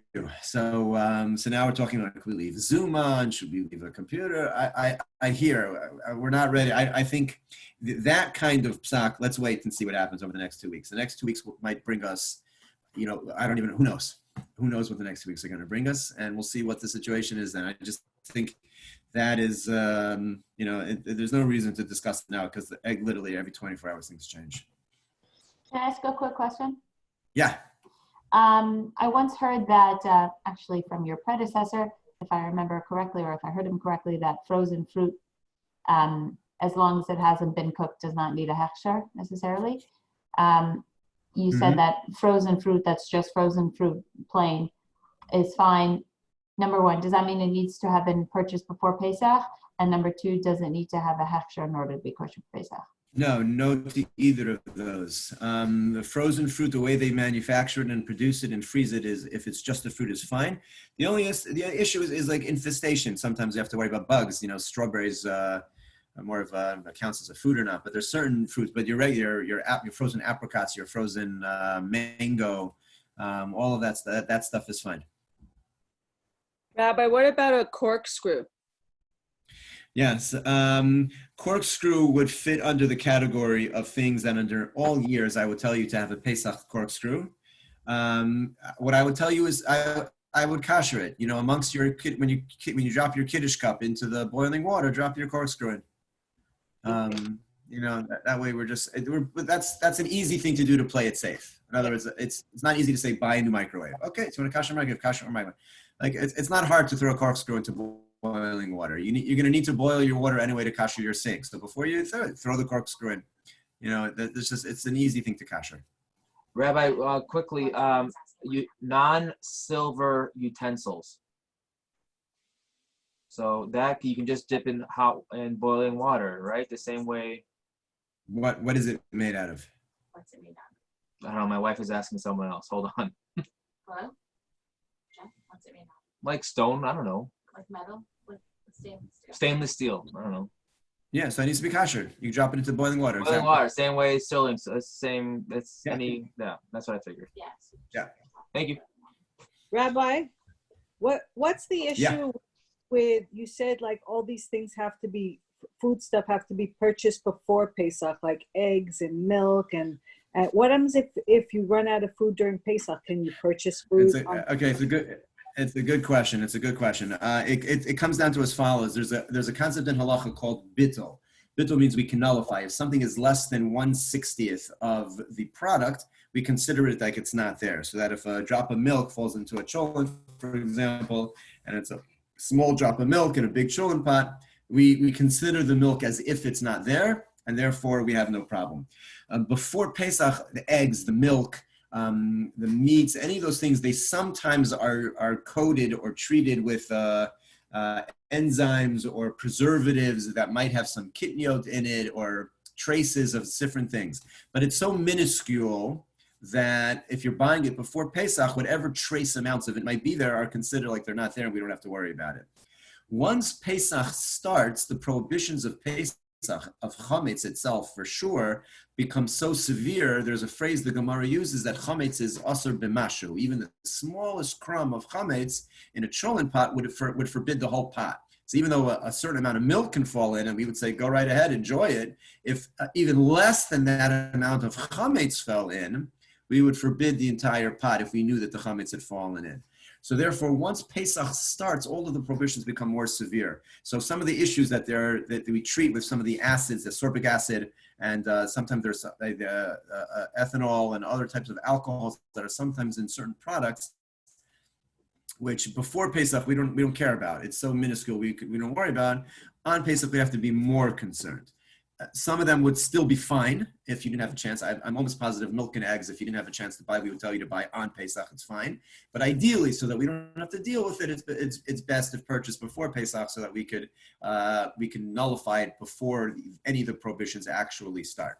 But the truth is, the reality is both eggs and milk, if you ran out on Pesach, you could buy those on Pesach too. It's just in order to avoid the issue, we recommend trying to get it before Pesach. Isn't ethanol the thing that you put in under the chafing dish? Could be, but it's that's the if I have it right, one of those alcohols is what's found in like certain type of deodorants or other household products. That's real chametz. I forget what the product is and what it's used for. That's not my area of expertise at all. So those are some of the issues that we're concerned with. Why certain products will say like, well, why do I need to have that? Because for Pesach, it's because there's some of the alcohol products is actual chametz, and so we want to try to avoid that. But the eggs and milk is not an issue with that. That stuff is fine. Ideally, we get it before. But if you ran out, you need to buy on Pesach itself. On Chol Hamoed you can. It's very little Chol Hamoed this year. Rabbi, on the topic of destruction of specific biur chametz, especially this year, those of us who will not have the ability, I don't know if this has been thought of yet, communal fires, that kind of thing. Yes, anything that you can tell us on the basics? Yes, we are not going to be doing a joint. Someone called me and said, should we call the fire department and tell them we're doing biur chametz? No, do not call the fire department and tell them we're doing biur chametz. We are not doing biur chametz. Absolutely nobody should do biur chametz. You can, if you want in your backyard to burn in a grill that you're not planning on using for Pesach, if you want to burn your chametz, you can. That is another example of something that we practice as a stringency every year, meaning the mitzvah requires destroying chametz on Erev Pesach. So there's a machlokas in the Mishnah. Is it any form of destruction, or does it need to specifically be fire? So we paskin any form, but in order to satisfy all opinions, we try to specifically burn something. This year, just flush it down the toilet. Whatever 10 pieces that you did for the bedika the night before, crumble them up and just flush them down the toilet. If you want to go outside and it's not snowing and you have a grill and you have a way to burn it, you're welcome to do so, but you just flush it down the toilet. If you do have a grill and you're burning it, do not invite your friends over. Do not invite your neighbor. Just flush it down the toilet. It really, that's the way we're doing biur chametz this year, and that is the best way just to avoid the issue. We don't want people making fires in their house. Generally, we don't want if you're going to make a fire, you have to make sure that you actually burn it and that it doesn't still exist. So you have to really know. It's been recommended, since there are no communal fires anywhere, just flush it down the toilet. What about, sorry, I have a lot of questions. Okay, two things. A broom and a mop. Do I need to buy a new one? Seems like I use that to clean up all the crumbs. Yeah, I know. If you're going to eat it, for sure you need to have a new one. But if you're not, it's fine. Just so you know. Oh, I am a vegetarian. So. Okay. That's why I was worried. I didn't know, once you're a vegetarian, like what's going to be with the brooms and the mop. It just basically, it's the same like anything else. You would just run it through, like look at the bottom, like run it through your hands, make sure that there are no Cheerios that are stuck in there. And assuming there's no obvious chunk of edible chametz, it's fine. What about the other thing is crumbs that I 100% know exist. I know I've seen crumbs in the side of my chairs. I've seen crumbs on like the underside, the like nylon part of my oven door. I've seen crumbs like it's just crumbs that I know exist, but are like a major pain in the neck to get to this yantif. Yeah. I'm not like licking the underside of my dishwasher or like, the furry stuff under the fridge, but I'm just saying like if I know it exists, what's this? So I would say like this, for the most of us who don't know that they exist, don't worry about it. We're going to nullify all chametz, and wherever it may be, it's really basically inedible and it's a non-factor. If you know that it exists, ideally you have 2 weeks between now and Pesach. Your kids are off from school. You have a job to do. Go find it, identify them, give them a mission to clean it up. You have 2 weeks and you know about it. If the 2 weeks go by and all of us like human beings, it just doesn't happen, it didn't get done. So you can nullify it in your mind and make it hefker as if it doesn't exist. We try not to rely on that when we know it's there. So again, for those of us who don't take apart your couch, leave it as it is, whatever's there. But I don't know anything. The stuff that we already know where it is, at least some effort should be made over the next 2 weeks to try to get to it and get rid of it as best we can. One other comment, once we're talking just about that, many of us have food in offices that we have not been able to get back to. There's also been a big discussion on the rabbinic listserv. So if you have food that you know about, that's what we're going to do. You're going to nullify it. You are going to either sell it, either include it in the list of things that you're planning on selling, and you have in mind that you're selling it to the non-Jew, or you're going to nullify it. And then after Pesach, if you sell it, then you can eat it after Pesach. But if you're just planning on nullifying it as if, and you don't know what's there and you're not selling, then you're just going to throw it whenever you get there. You already made it, you don't have to throw it out because you made it ownerless, but you have to have in mind that whatever you have in whatever office, whatever car, whatever it is that you can't normally clean out, like you normally can, you're nullifying that you don't own it as we get through Pesach. Even though normally we would do a badika in our offices, we would go check and we'd clean it out. It's not happening. It's not happening. No one's going to the car wash this year. No one's going to their office. It's just everything is different. Somebody told me that if you spray cleaning product on all over, then if there was chametz, then it doesn't even matter that you get it because it's not. Correct. That's correct. You made it inedible, 100%. Once a dog would not eat the food, it's become inedible in halacha. And so that's also an obvious. If you see a Cheerio, but it's like behind the couch in a way that you can't get it, but you could at least reach it with some type of cleanser, and you want to spray it, then it's also totally fine. And just leave it where it is. 100%, I agree. Adrienne can spray her chairs to nullify, right? That's right. That would work. Yes. Yes. I like the idea better having your kids search them out to keep them busy. Rabbi, can I ask you another question about food, kosher Pesach?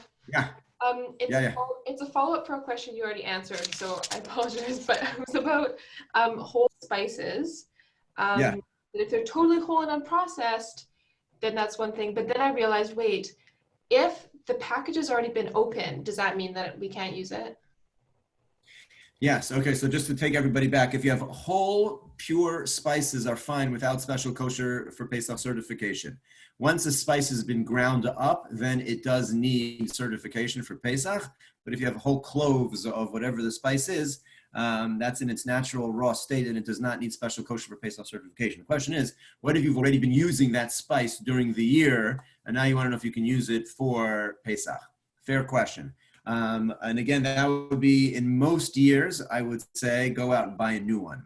This year, we were trying to avoid going out at all costs, and if it's not easy to get, it comes down to the following situation. If you look at it, they're whole spices, open it up, and you see. If it's not contaminated, so to speak, it doesn't look like anything's ever gotten in it. The fact that it was open really is fine. If you have reason to suspect the way that you use it, that you really don't know, was there flour around and they got in, and it's that comes down to how you feel comfortable in the kitchen, whether or not you're able to get a new unopened package, and if you can take a look at it. It really just comes down to, common sense. Does it look like it's pure, nothing ever happened to it? The way that I use it is totally fine, then it's totally fine. Under ideal circumstances, would I tell you to get a new one? Yes. Are we in ideal circumstances? Nowhere close. So, that's where common sense would take a look at it and you'd see, as long as there's no chametz on it, it's totally fine. We're only worried about chametz. That's what we're worried about. So what are the chances that you have chametz on your spice? Only if you deal with it and, your flour is flying around your kitchen and you have to worry about flour getting in your spices. Okay. You'll take a look at it and see whether or not that's a reasonable concern. Ooh, I have another one. The KitchenAid, it's kind of like a mixing thing. It's a stand-up mixer that you leave on your counter. So I imagine that I can kosher the component, the like paddle, the way you were talking about. But there's like a receiver that's made out of metal that is attached to the machine. In other words, the paddle kind of clicks onto it. Can I, for sure, touch chametz many times. That's how I make, cookies or whatever. Do I have to pour boiling water over the entire machine? Can I just do that little divot? I mean, the flour goes everywhere all over the machine. If I clean it carefully. Yeah. I could tell you all of the kashrus agencies say you can't kosher that just because they can't put in writing because exactly what you're describing. It's such a mess when you make the flour is everywhere. So to say that you got it clean, if you can clean it, and you can take a look at it. You can spend the time, and you can run it under boiling water just from your sink, not koshering it, just running it underwater. And you could say, like, this is clean. Then yes, you could then pour boiling water over it to kosher, and it would work. It's just one of those things that are really hard to do. So in a normal year, I would say forget it, don't even try it. In a year like this, where you have no way to get anything else, and that's all you have, it's just a matter of putting forth the effort to clean it, which is, it's not impossible. It's just that's a job. But you would have to clean it, and you'd have to kosher the whole thing. The whole thing, not just the divot. Wherever you know that your chametz went, the flour went, yes. Oh, because flour went everywhere. So that's why the agency Star K, OU, they all say you can't kosher that stuff for that reason. Thank you. Sorry.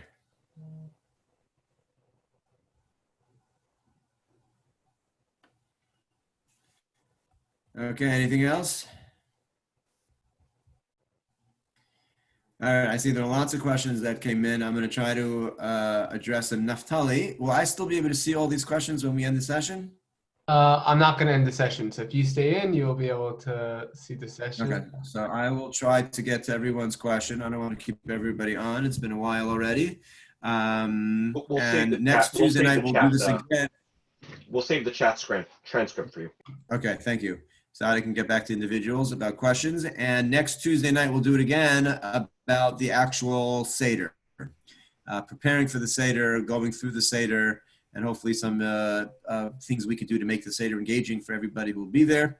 That will be next Tuesday night. And again, I encourage send me follow-up questions if there's anything that I said that wasn't clear or that still needs to be addressed. Thank you so much, Rabbi. This was really incredible. Thank you. Thank you. Yay, Rabbi. Thank you very much. All right. Next year in Yerushalayim. Chag Kosher v'Sameach in Yerushalayim. I hope in Mirz Hashem, where this is going to lead the world, who knows? But we'll do it all together, that's for sure. And Mirz Hashem, it should all be good and healthy for everyone. Amen, amen, amen. Amen. Thank you.